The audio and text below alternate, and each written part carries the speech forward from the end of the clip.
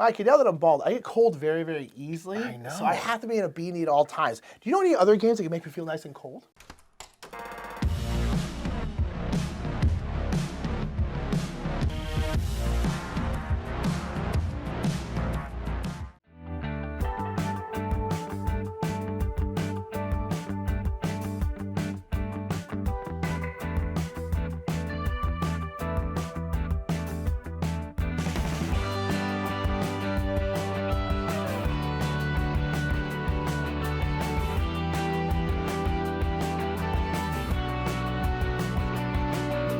What's up, everybody? I'm Mike. I'm Nick. We are the Brothers Murph, and we're going to talk about games that make us feel like we're in the winter time or the holiday season, things that kind of... Because it's winter. Well, not technically. It's technically still fall. Technically. It's not winter but till my it's cold. birthday, baby. Absolutely, which is coming right up. So these are going to be games that we think of, as kind of wintry or holiday kind of themed in nature since we are entering into that season. Yeah.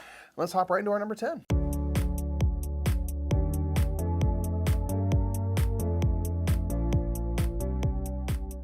All right, so if we're going into the winter holiday season, we got to acknowledge that people be getting sick at this time of year. Colds are going to be going around, so this game is viral. It's part and parcel to the winter months. It just happens. We get a little sniffly sometimes. This is an area control game that, for our money, is one of the most unique themes ever. Kind of gross, obviously, but I think it's kind of cool because it's an area control game where you are viruses moving around different organs of the body, trying to dominate that area. Now, of course, this is making the person that you're all working on sick. And as you kind of, take over areas, you're going to be drawing attention to yourself, and that's going to kind of move you up these tracks, and then you might eventually get wiped out because basically they give the human that is the board, a vaccine against your virus, and you have to kind of find your way to come on back onto the board. This is a game where you're going to be playing cards to take actions, to attack other viruses, to move around, to multiply. And there's fun event cards and stuff that are, going to be basically things that are happening to the patient or their lifestyle that are going to affect the game from round to round. So if you're into a unique theme and a unique theme for an area control game, I do recommend you give Viral a try after you wash your hands so you don't actually get sick.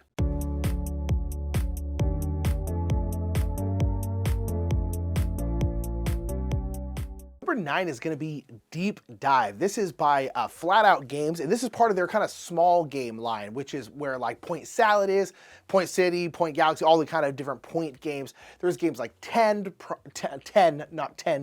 Propolis, a bunch of little games. I actually really, really like this line of games, this size of games from Flatout Games. Is the kind of thing where I'm immediately like, cool, this is going to be a very solid game. And Deep Dive is very much that. This is a game where you're going to be setting up kind of a big mush of tiles. There's a whole bunch of different tiles out there, and there are going to be different depths of the water, and you are little bitty penguins, and you're going to be diving down to kind of the deeper and deeper and deeper depths to get fish and then essentially bring it back up. And so it's very much one of those kind of like push your luck games to some degrees, because as you go deeper and deeper, you're going to get more rewards for going down there. The stuff down there is going to be better, but there are also going to be bigger and worse predators down there, because there's like orcas and all these, and the leopard seals and all these different kinds of predators that will essentially trap you when you get to that point. And so you're basically diving down, grabbing what you can, and trying to get the most fish, trying to get the most points. And I really, really like games, kind of like Deep Sea Adventure, games like that, where it's like, I really enjoy the kind of push your luck that is like, you don't have to go down there. You could just stick up here, maybe go to the middle, have a little bit of risk, or you can just go straight to the bottom. I've never won a game of Deep Sea Adventure because I always go straight to the bottom every single time. And I also do that in Deep Dive. I tend to go right to the bottom, try to get the most stuff, end up losing anyway. I really enjoy that kind of push your luck because it really, really is just me doing that to myself. As opposed to something else. But because it's kind of like an icy penguin winter theme, it fits in this category well. But if you like a little bit of push your luck in a nice light game that you can kind of play with anybody, Deep Dive is a really good one.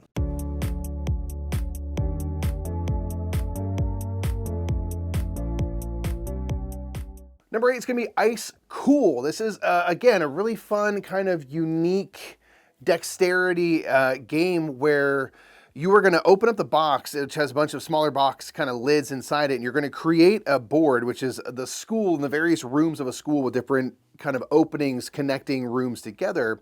And you're going to get these like little wobbly wooble penguin things that are, you know, always going to stand up, but they're going to move all around. And you're going to flick these penguins and try to slide kind of through the entrances, you know, that connect the rooms together to collect fish. You're kind of playing hooky and running around the halls of this school.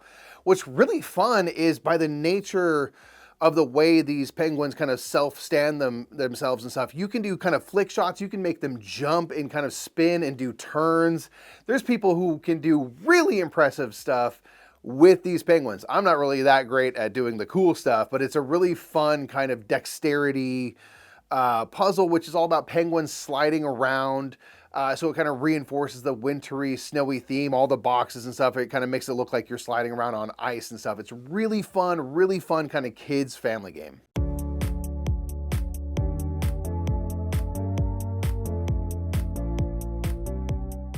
Number 7 is going to be Boop the Halls with Bounds of Honey. Fa la la la la. This game's about cats.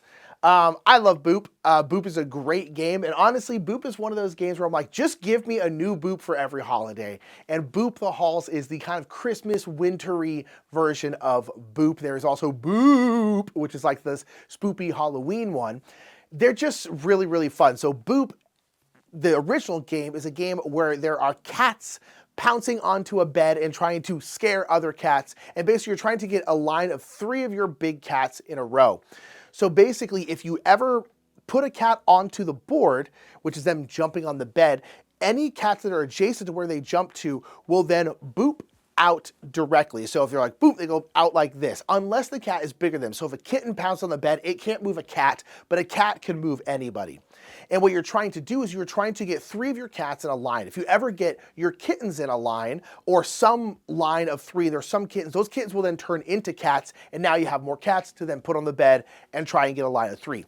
So Boop the Halls is similar, where except for now there's like this, it looks kind of like a big 3-tiered cake, but it's this big tiered kind of like Christmas tree type thing, and you are jumping around, still booping in the same way, where you can boop people off the platform, you can boop things, you're still trying to get a line of 3, but you're also trying to boop these ornaments. And I can't remember off the top of my head right now if you need to get your own ornaments or your enemy's ornaments. I feel like it's your enemy's ornaments, but notice you can also boop these ornaments off of the tree and then collect them.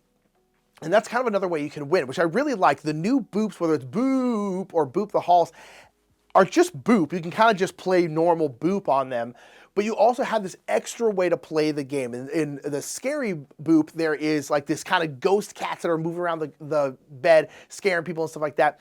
This one's got these nice ornaments and kind of the 3-tiered way of looking at stuff. In the end, if you're looking like, you know, straight down like bird's eye view, it's still just a grid, but it just kind of messes with your mind a little bit more. I really like Boop the Halls. Again, this is one of those games where I'm like, sure, do you need all the different Boops? Not really. Am I going to get them all? Yes, because I just really, really like the various themes of this game, and I hope they keep doing more.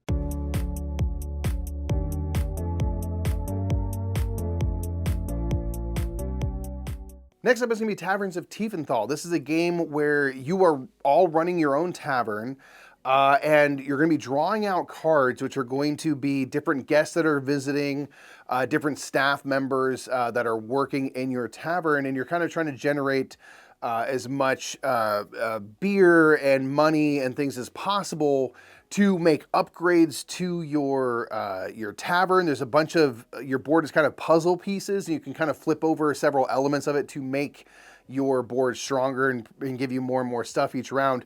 What's kind of interesting is that as you shuffle up your deck and then start drawing out cards, you only have so many seats in your tavern for your guests.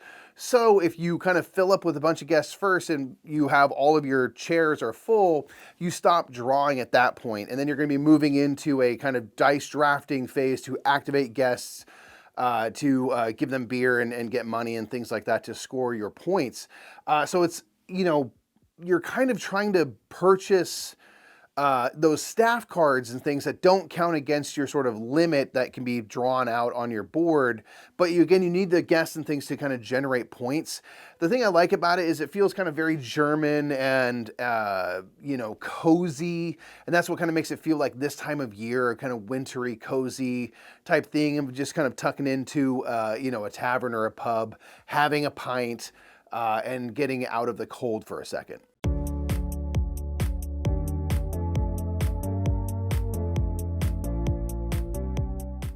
Next up is very, very holiday themed, and that is Santa's Workshop. Santa's Workshop is about, you guessed it, Santa's Workshop, and you are elves. You're kind of like a little team of elves in Santa's Workshop, and Santa during the summer is going to take his elves to like the nice, Cabo, somewhere nice and warm and stuff like that, but only the best team of elves, and so you're trying to be that best team of elves.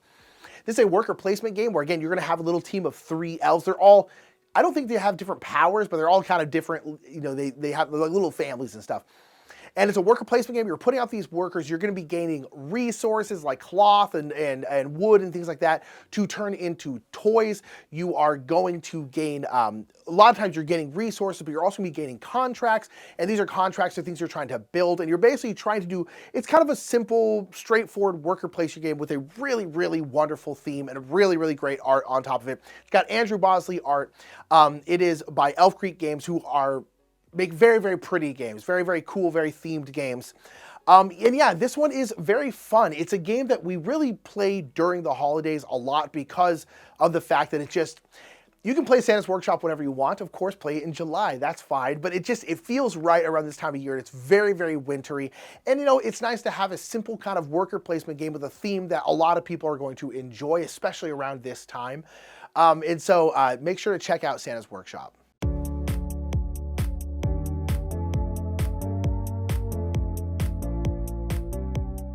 Next up is going to be Riverside. This is a roll and write game that is set kind of in the wintry northern areas where you're kind of running a cruise ship kind of through the fjords and stuff. So everything from the cover to the tiles and stuff is this kind of beautiful snowy landscape, and it feels very kind of festive and and kind of fun. And what you're doing is you are dice drafting to send guests out, kind of put them onto different guide boats to send them out onto excursions and things like that. But there's this kind of element of heat that you're playing with, where if you want to take the highest value dice, which are going to be better, you have to kind of cross out these heat symbols on your player sheet. You only have so many spaces you can fill in before the game ends. And it's kind of you convincing people to go out into the cold to do these different excursions. But then you are taking, once you select your dice and stuff, you're going to be filling out spots on your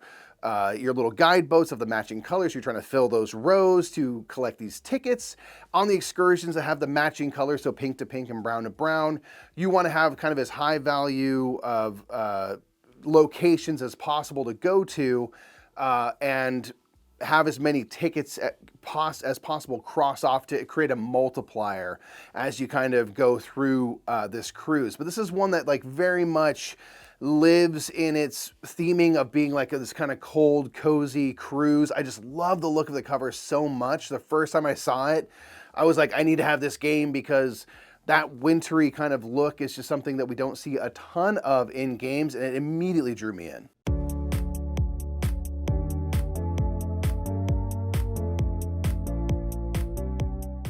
Number 3 is going to be, hey, that's my fish, you butt. This is another penguin game. We're talking about 2 penguin games. I guess it makes sense, right? We're talking about winter games. We're kind of icy games. Hey, That's My Fish is also a penguin game where you're trying to get fish theme. This is a game where you're going to be setting up a grid of hex tiles, and these hex tiles are going to have fish on them, either 1, 2, or 3 fish. And there's actually a new version of this game, which is much, much easier to set up, which is great.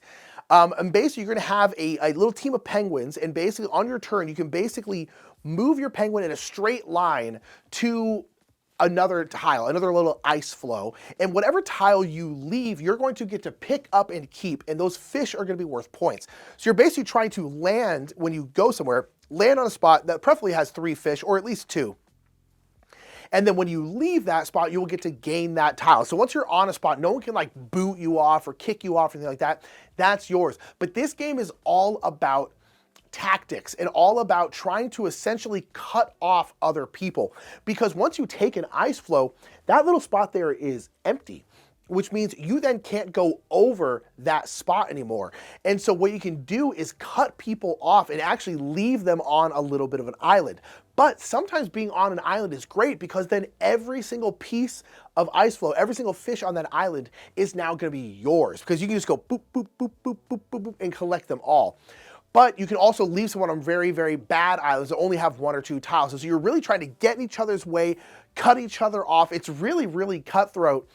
But it's just a very simple game. It's like you're going in a straight line, landing somewhere, and wherever you left from, you're going to gain that as fish, and then you're just trying to get in each other's way and get the most fish. It's really, really simple, really, really great. And the new version is much, much easier to set up, which is kind of the biggest problem with this game. It was a huge amount of setup. Now it's not nearly as bad. It's still very, very fun.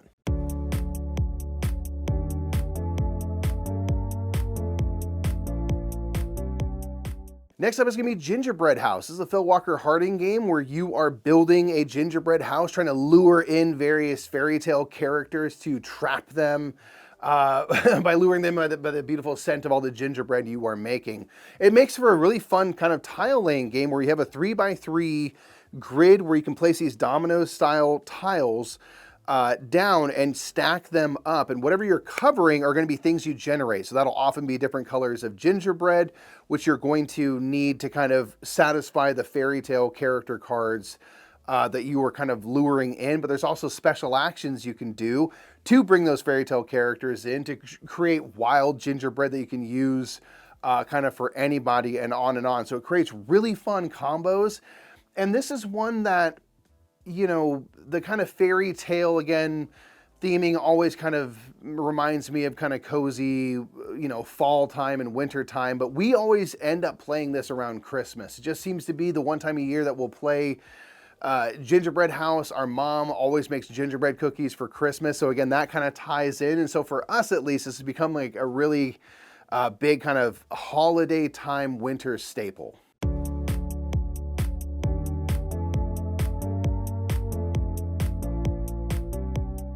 And number 1 is going to be our favorite Ticket to Ride. This will be Ticket to Ride Northern Countries. Although now you can put in Northern Lights, which is set in kind of the same region. This is kind of set up in Scandinavia. And so you have like Denmark, Finland, Sweden, and Norway. We are Norwegian. That is where our family is from. Most of our family is still back in Norway. And so we love this one for purely biased reasons, to be completely honest. We're like, yeah, we can go around Norway. That's awesome. I love Norway.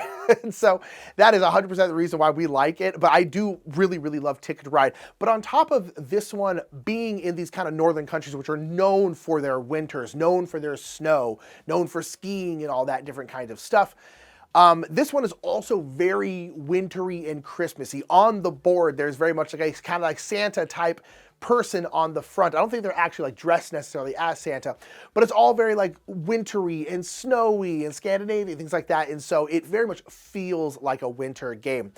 I really like Northern Countries for another reason, and that is because the map is 2 to 3 players. It's not 2 to 5 like the Europe map or the USA map or many of the other maps. This one is actually smaller, and I like that because when I'm playing Ticket to Ride, we're almost always playing 2-player. It's like Mike and I, or maybe we're playing 3-player, but I actually like the kind of more cutthroaty map because of that. I want the smaller map because we're usually playing with those smaller counts. So when you add in Ticket to Ride, which I love, and then you add in a theme that I love because it's kind of where our family is from, and then you add in the fact that it's a 2 to 3 player map, and this is really just like tailor-made to be our favorite Ticket to Ride.